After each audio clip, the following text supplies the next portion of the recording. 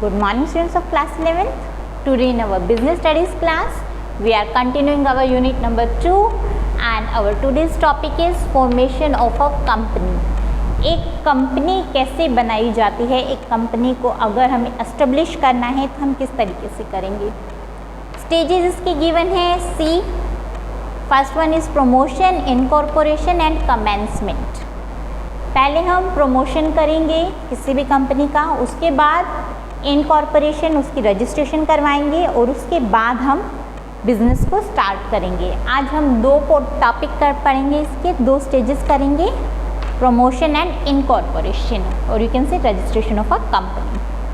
Promotion बहुत छोटा सा पार्ट है, बहुत इजी है, ये कई बार आपके क्वेश्चन पेपर में आ भी जाता है फाइनल एग्ज़ाम्स में, तो इसको थोड़ा ध्यान से, बहुत इजी टर्म है तो इसलिए ज़्यादा इसमें मेहनत करने की ज़रूरत नहीं है, तो बहुत ध्यान से इसको देखिएगा. ये फ्री के बिल्कुल मार्क्स एकदम फ्री के हो जाएंगे. प्रमोशन का मतलब है ऑल दोज एफर्ट्स, वो सभी एफर्ट्स जो लगाए जाते हैं एक नए बिजनेस यूनिट को बनाने में. इट मीन्स जैसे अगर मान लीजिए हमें कोई अपना नया बिजनेस स्टार्ट करना है, तो ऐसा तो नहीं है कि आज हमने सोचा कल हम अपना बिजनेस स्टार्ट कर लें, ऐसा तो नहीं है ना. हमें बिजनेस स्टार्ट करने के लिए स्टार्टिंग में कुछ एक एक्टिविटीज़ करनी पड़ेंगी, कुछ चीज़ों के ऊपर ध्यान देना पड़ेगा, कुछ चीज़ों की जांच पड़ताल करनी पड़ेगी. अगर वो सब चीज़ें हमें अपने फेवर में दिखती हैं, after that we are ready to start our new business. Only after that we can start our new business if the things are favourable to us. अगर चीज़ें हमारे फेवर में हैं, हम सोच सकते हैं कि हम एक सक्सेसफुल बिजनेस रन कर सकते हैं और एक अच्छा प्रॉफिट कमा सकते हैं, उस कंडीशन में ही हम अपनी नई बिजनेस यूनिट को एस्टेब्लिश करेंगे. तो स्टार्टिंग में हम क्या करेंगे, किसी भी बिजनेस यूनिट को चलाने से पहले हम क्या करते हैं, पहले सोचते हैं कि हम किस चीज़ का बिज़नेस स्टार्ट करें. बिज़नेस हम किसी भी चीज़ का कर सकते हैं, या तो फिनिश्ड गुड्स का कर सकते हैं कि हम मार्केट से बना बनाया माल लें और उसको आगे सेल करें प्रॉफिट्स पे, या हम क्या कर सकते हैं, खुद माल बनाकर फिर उसको सेल करें. या तीसरा ऑप्शन क्या हो सकता है, हम सर्विसेज प्रोवाइड कर सकते हैं. जैसे सर्विसेज में हमारी एंटरटेनमेंट थी, ठीक है, बैंकिंग थी, इस तरह की अगर हमें सर्विसेज प्रोवाइड करनी है तो ओके. तो हम बिज़नेस कितने तरीक़ों का चला सकते हैं या फिर नई बिजनेस यूनिट एस्टेब्लिश कर सकते हैं. First one is trading business. Trading means related to sale and purchase of finished goods. Manufacturing business, it is related to the manufacturing of goods और production of goods. Service business is related to the social welfare. Okay, social welfare या फिर service से related जो businesses हैं, जैसे hotel हो गया, ठीक है, ये सब बिजनेसेस हम किस तरीके से खोलना चाह रहे हैं और कैसे कैसे खोलेंगे. तो प्रमोशन में वो सब एक्टिविटीज़ आएंगी जिसकी हेल्प से हम नया बिजनेस सेटअप करते हैं, ठीक है, वो सब कलेक्टिवली प्रमोशन कहलाएंगे. और जो व्यक्ति प्रमोशन एक्टिविटीज़ को करता है वो प्रमोटर कहलाता है. A person who undertakes these efforts is called promoter. मतलब कि जो ये एफर्ट्स, जो ये एक्टिविटीज़ करता है, कोई भी बिजनेस स्टार्ट करने से पहले जो प्रिलिमिनरी एक्टिविटीज़ हैं उनको जो परफॉर्म करता है वो व्यक्ति क्या कहलाता है, प्रमोटर कहलाता है. देखिए इसकी स्टेजेस है प्रमोशन की. First one is discovery of new idea. Starting में हम कोई भी बिजनेस स्टार्ट करेंगे तो दिमाग में हमारे कोई ना कोई नया आइडिया आएगा कि हम किस चीज़ का बिजनेस स्टार्ट करना चाह रहे हैं. डिस्कवरी ऑफ नए आइडिया के साथ ही हमारा कोई बिजनेस स्टार्ट होगा, ठीक है. स्टार्टिंग में न्यू आइडिया हमारे माइंड में क्रिएट होता है. डिटेल्ड इन्वेस्टिगेशन, उसके बाद हम उस आइडिया के बारे में डिटेल में इन्वेस्टिगेट करते हैं कि मान लीजिए हमने कोई नया ट्रेडिंग बिजनेस स्टार्ट करना है, सेल और परचेज ऑफ फिनिश्ड गुड्स हमने करनी है. उसके लिए हमें उसकी डिटेल में इन्वेस्टिगेशन करनी पड़ेगी. इन्वेस्टिगेशन रिगार्डिंग अगर हम मार्केट से परचेज़ करते हैं तो हमें क्या कॉस्ट पड़ेगी, और उसी चीज़ को हम सेल करते हैं तो कितने तक में हमें प्रॉफिट मार्जिन मिलेगा, या फिर हमें कहाँ कहाँ से फाइनेंस मिल सकता है. कौन कौन हमारी हेल्प कर सकता है, लीगल फॉर्मेलिटीज़ क्या क्या होंगी, उन सब के बारे में जो डिटेल में हम इन्वेस्टिगेशन करेंगे कि हमें आगे जाकर किस किस दिक्कतों का सामना करना पड़ सकता है, या फिर जो हम बिज़नेस सोच रहे हैं वो प्रैक्टिकली पॉसिबल है भी या नहीं, उसके बारे में जब हम डिटेल में इन्वेस्टिगेशन करते हैं, that is the detailed investigation. ठीक है। असेंबलिंग डिफरेंट फैक्टर, अभी तक हमने इन्वेस्टिगेशन की थी कि हमें माल कहाँ से मिलेगा, कहाँ सप्लाई करना है, और ये सब चीज़ें, हमें किस बैंक से लोन मिल सकता है, ये सब चीज़ें हमने इन्वेस्टिगेट की थी। अब क्या करेंगे, उन सब फैक्टर्स को, जो हमने फैक्टर्स देखे हैं, उन सब फैक्टर्स को इकट्ठा करना है। मान लीजिए हमने ये देखा कि हमें लोन कौन सा बैंक प्रोवाइड कर सकता है, तो उस बैंक से जाके हम बातचीत करेंगे, असेंबल करेंगे फैक्टर को। ठीक है। हमने ये देख लिया कि हमें अब जो फिनिश्ड गुड्स है वो कहाँ से मिलेगा, अब उससे जाके बातचीत करेंगे कि वो कितने में हमें प्रोवाइड करेगा। ठीक है। तो उन सब फैक्टर्स को असेंबल करना, उन सब से एक्चुअली में फेस टू फेस कांटेक्ट करना और उन सब फैक्टर्स से प्रैक्टिकली बात करना, that is the assembling the different factors. Next one is financing the preposition. Finance इकट्ठा करना है, किस तरीके से करेंगे, हो सकता है हम शेयर्स इशू करके अपना फाइनेंस इकट्ठा करें, हो सकता है डिबेंचर्स इशू करके, हो सकता है कुछ प्रोपोर्शन हम अपना शेयर्स से करें, कुछ प्रोपोर्शन हम अपना डिबेंचर्स से करें। तो it depends upon the business कि हम किस तरह का बिजनेस कर रहे हैं और हम किस तरह से उस फाइनेंस को इकट्ठा करना चाह रहे हैं। तो फाइनेंसिंग, अब हमें उसको फाइनेंसिंग के लिए ये देखना है कि हमें किस तरीके से फाइनेंस मिलेगा। प्रीपोजिशन, प्रीपोजिशन मीन्स हमें प्रोपोर्शन देखना है कि कहाँ से हमें कितना फाइनेंस प्रोवाइड किया जा रहा है या हो सकता है। ठीक है। नेक्स्ट स्टेज है हमारी इनकॉर्पोरेशन। अभी तक हमारी कौन सी स्टेज चल रही थी, promotion first.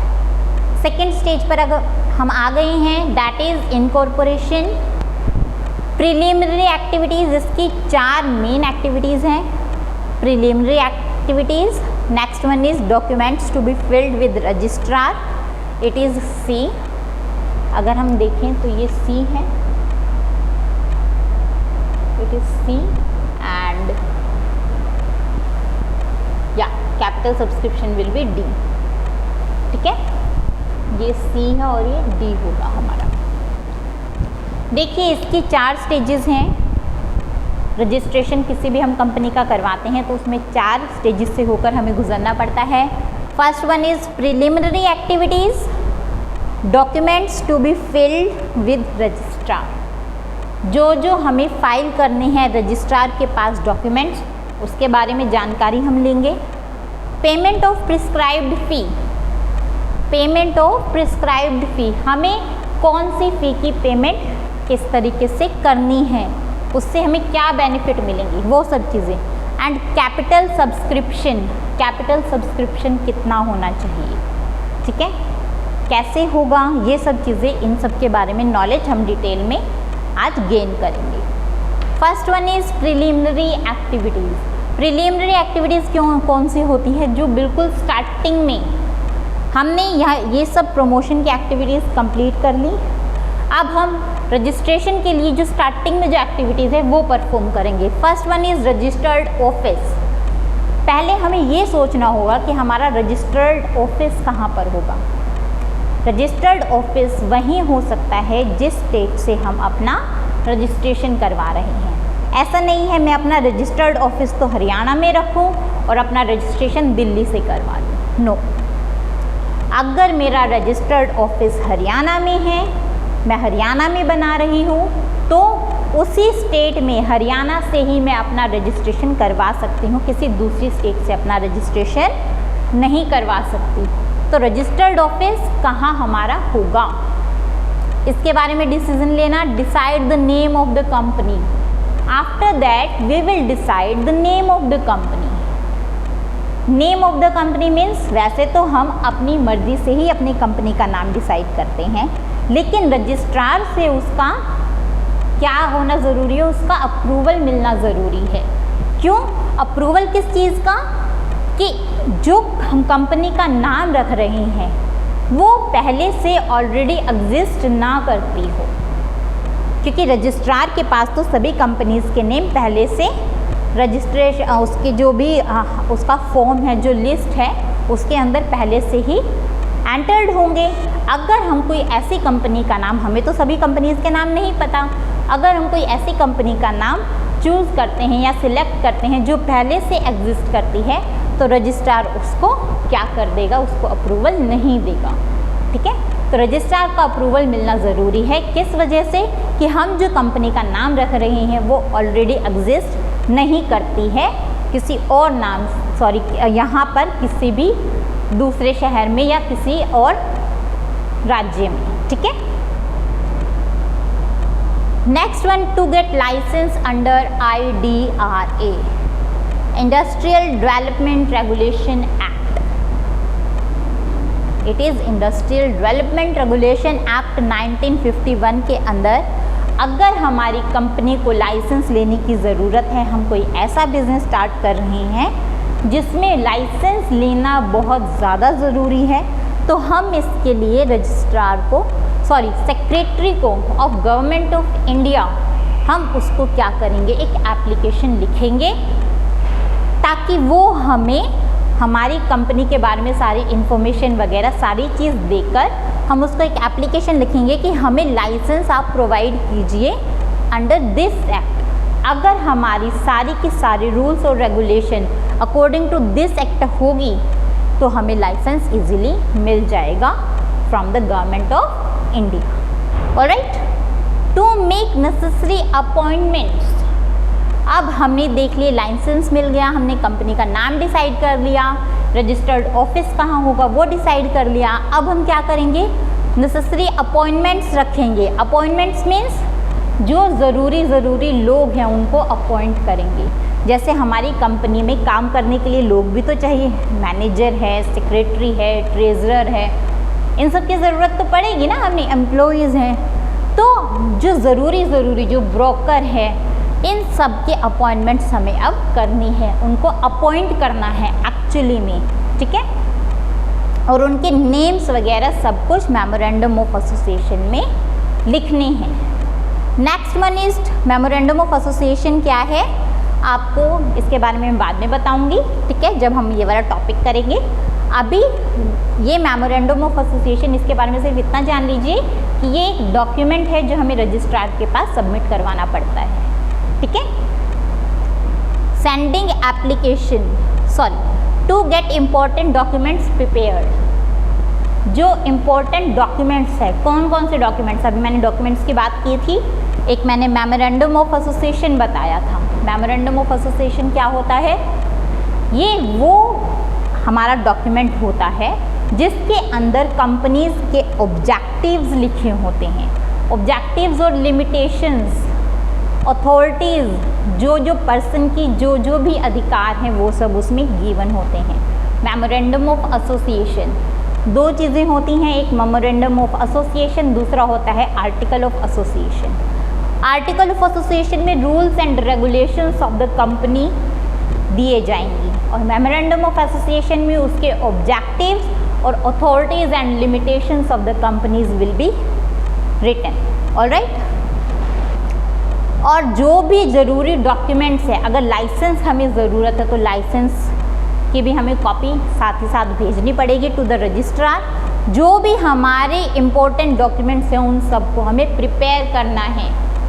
Sending application to the registrar, अब हमें एप्लीकेशन रजिस्ट्रार के पास भेजनी है। For what, for getting our company registered. Okay, उसके लिए हमें रजिस्ट्रार को एक एप्लीकेशन लिखनी पड़ेगी, उसके अंदर हमें सारी डिटेल्स देनी पड़ेगी related to our company, memorandum of association, article of association, सारे के सारे डॉक्यूमेंट्स हमें उसके साथ में सेंड करने पड़ेंगे to the registrar. Okay, next one, documents to be filed with registrar. Registrar के पास मैंने अभी बोला कि डॉक्यूमेंट्स के साथ हमें अपनी एप्लीकेशन फॉर्म सेंड करनी है। अब डॉक्यूमेंट्स कौन कौन से हैं जो हम सेंड करते हैं to the registrar. First one is memorandum of association. Memorandum of association में बता चुकी हूँ, जिसके अंदर कंपनी के ऑब्जेक्टिव्स और अथॉरिटीज़ गिवन होती हैं। Next one is article of association, इसके अंदर रूल्स और regulations regarding the company, name of the employees, ये सब चीज़ें गिवन होती हैं। Information about registered office, registered office कहाँ है, किस जगह पे है, उसका प्रॉपर एड्रेस, सारी चीज़ों की इंफॉर्मेशन रजिस्टर्ड ऑफिस की हम साथ ही साथ रजिस्ट्रार को भेजते हैं। लिस्ट ऑफ डायरेक्टर्स, डायरेक्टर्स की लिस्ट भी हम रजिस्ट्रार के पास अपनी भेजेंगे कि जो जो डायरेक्टर्स के तौर पर हमारी कंपनी में काम करना चाह रहा है या काम कर रहा है, हम जिसको डायरेक्टर के तौर पे नियुक्त कर रहे हैं, उन सब की लिस्ट भी हमें भेजनी होगी। Next one, written consent of director. ऐसा नहीं है हमने किसी को डायरेक्टर के पद पर चूज़ कर लिया, उसकी पोस्ट पर बैठा दिया और वो सामने वाला तैयार ही नहीं है हमारी कंपनी में एज ए डायरेक्टर वर्क करने के लिए। उनका रिटन कंसेंट भी होना ज़रूरी है। हर डायरेक्टर का, अगर 4 डायरेक्टर हैं कंपनी में, अगर 10 डायरेक्टर है कंपनी में, तो 10 के 10 डायरेक्टर्स का रिटन कंसेंट मीन्स लिखित में उनकी मंजूरी लेना बहुत ज़्यादा ज़रूरी है और मंजूरी लेकर रजिस्ट्रार के पास भेजना ज़रूरी है। Undertaking regarding qualification share means जो डायरेक्टर्स हैं वो जब रिटन में कंसेंट देंगे तो वो साथ ही साथ जो क्वालिफिकेशन शेयर है उसको लेने का भी प्रॉमिस रजिस्ट्रार के पास भेजेंगे। क्यों? क्योंकि जो क्वालिफिकेशन शेयर है वो सिर्फ डायरेक्टर्स लेते हैं और डायरेक्टर्स ये ज़रूर मतलब वही बनेगा जो क्वालिफिकेशन शेयर लेगा, और क्वालिफिकेशन शेयर को लेने के लिए भी एक प्रॉपर क्या होता है, उनका परफॉर्मा होता है, वो फिल करके डायरेक्टर्स और जो कंपनी के जितने भी डायरेक्टर्स हैं वो सब सेंड करेंगे to the registrar. Preliminary agreement with the managerial personnel, agreement जो स्टार्टिंग में हम जो हमारी कंपनी में एज अ एम्प्लॉय काम कर रहे हैं उन सब के साथ जो एग्रीमेंट हमने बनाया हुआ है उसकी कॉपी भी रजिस्ट्रार को सेंड करेंगे। ठीक है, किसी भी तरह का कॉन्ट्रैक्ट अगर हमने किया है, जो भी रूल्स रेगुलेशन, जो भी चीज़ है कि हम आपको इतनी सैलरी देंगे, आपको इतनी छुट्टी मिलेगी, आपको इतना वर्क करना होगा, आप इस पोस्ट पे वर्क कर रहे हैं, ये सब चीज़ों की इंफॉर्मेशन भी विद उनका नाम, उनका address, each and every detail. यहाँ पे लिस्ट ऑफ डायरेक्टर दी है, उसमें भी हमें लिस्ट ऑफ डायरेक्टर्स की पूरा नाम, एड्रेस, पोस्ट, सब चीज़ें उसकी सेंड करनी पड़ेगी। उसी तरह से मैनेजरल पर्सोनल की भी सभी चीज़ें सेंड करनी पड़ेंगी, नाम, उनका पता, उनकी पोस्ट, कौन व्यक्ति किस चीज़ पर काम कर रहा है, किस पद पर काम कर रहा है, वो सब इन्फॉर्मेशन हमें डॉक्यूमेंट्स के तौर पे रजिस्ट्रार के ऑफिस में भिजवानी पड़ेगी। स्टैट्यूटरी डिक्लेरेशन, स्टैट्यूटरी डिक्लेरेशन क्या होता है? अब हम डिक्लेयर कर देंगे कि हम एज ए कंपनी वर्क कर रहे हैं। ठीक है, जब हम ये वाला सारा हो गया कि हमने सारी की सारी जितने भी ऊपर वाली जितनी भी फॉर्मेलिटीज़ हैं उनको कंप्लीट कर लिया है। ठीक है, तो वो वाला डिक्लेरेशन फॉर्म भी हम रजिस्ट्रार के पास सेंड कर देंगे। Okay, so these are the incorporation और registration of a company, points for the registration of a company. क्या क्या चीज़ें ज़रूरी होती है किसी कंपनी की रजिस्ट्रेशन के लिए। Next is payment of prescribed fee. अब हमने जब इतने सारे डॉक्यूमेंट्स सेंड किए हैं, साथ साथ हमें कुछ फीस देनी पड़ती है टू द रजिस्ट्रार, क्योंकि वो जब हमारे लिए काम करेगा, इतना सारा वर्कलोड हमने उस पर डाल दिया, तो उसको कुछ ना कुछ फ़ीस हमें देनी पड़ेगी। और वो फीस किसके अकॉर्डिंग होती है? According to Indian companies act schedule 10 के अकॉर्डिंग जो भी प्रिस्क्राइब्ड फीस हैं हर कंपनी के लिए अलग अलग होती हैं, तो वो फीस हमें पहले पे करनी पड़ेगी। फीस पे करने से हमें क्या बेनिफिट होगा? रजिस्ट्रार हमें 2 डॉक्यूमेंट्स प्रोवाइड करेगा। एक तो certificate of incorporation, registration certificate provide करेगा। Second one corporate identity number और you can say CIN number, sin provide करेगा। हर कॉर्पोरेट का, हर कंपनी का अलग सिन होता है, अलग आइडेंटिटी नंबर होता है, वो हमें आइडेंटिटी नंबर भी देगा। वो किस चीज़ का प्रूफ होगा कि हमारी कंपनी रजिस्टर्ड है from the registrar office of the state. Clear. Next one is capital subscription. देखिए हमने फीस पे कर दी, हमने सारा रजिस्ट्रेशन की जितनी भी फॉर्मेलिटीज़ है वो कंप्लीट कर दी। अब हमें क्या करना है, कंपनी स्टार्ट करने के लिए कैपिटल मंगवानी है। अगर कोई प्राइवेट कंपनी है या फिर कोई ऐसी कंपनी है जिसमें शेयर कैपिटल नहीं मंगवानी है, वो तो अपना business directly after registration start कर सकते हैं। बट अगर कोई ऐसी कंपनी है जिसको शेयर कैपिटल मंगवानी है मार्केट से, ठीक है, पब्लिक से, तो उन्हें क्या करना पड़ेगा, कैपिटल को सब्सक्राइब करना पड़ेगा। किस तरीके से करेंगे, ज़्यादातर ये कौन करता है, public company with share capital.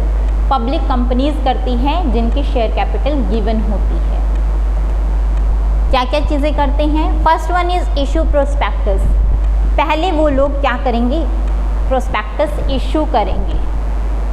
Prospectus में शेयर्स गिवन होंगे, उनके रेट्स गिवन होंगे और everything, each and every detail regarding the company will be given in this prospectus। जैसे हम किसी स्कूल में, न्यू स्कूल में एडमिशन लेने जाते हैं तो स्कूल हमें एक प्रोस्पेक्टस प्रोवाइड करता है जिसके अंदर स्कूल से रिलेटेड सारी इन्फॉर्मेशन होती है कि स्कूल में कौन कौन सी स्ट्रीम है, कौन कौन सी क्लास है, कौन कौन सी एक्टिविटीज़ होती हैं, सालाना उनके मतलब कितना क्या रिजल्ट रहा है, वो सब चीज़ें, सारी इन्फॉर्मेशन उसके अंदर गिवन होती है।